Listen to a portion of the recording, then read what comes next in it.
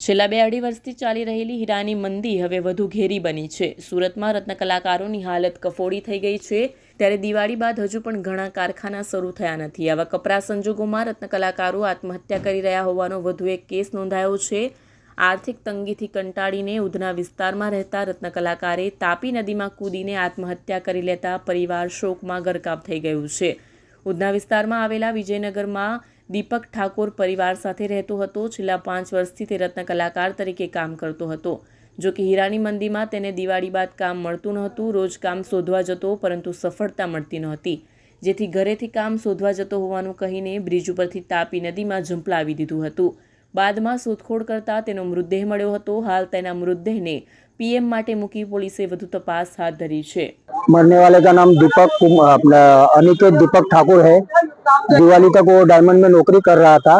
दिवाली के बाद जो वेकेशन गिरा, उसके बाद उसको नौकरी की तलाश किया, लेकिन नौकरी नहीं मिली है। उसके बाद वो टेंशन में आके उसने ये कदम उठाया है।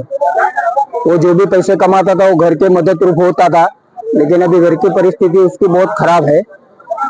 एक माँ है और बहन है, पापा है, बालक के घर में रहते हैं। बहुत परिस्थिति खराब है उसकी।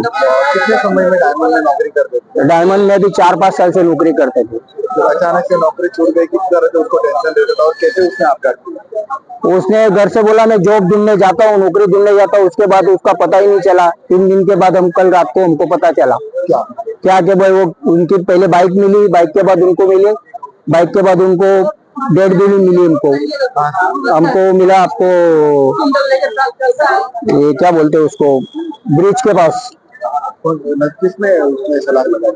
वो केबल ब्रिज के ऊपर, पाल वाला जो केबल ब्रिज रहता ना, वहां से छलांग लगाई। उनका नाम क्या है और कितनी उम्र की है? उनका नाम है अनिकेत दीपक ठाकुर, उम्र 25 साल, और विजयनगर हरिनगर में रहते थे।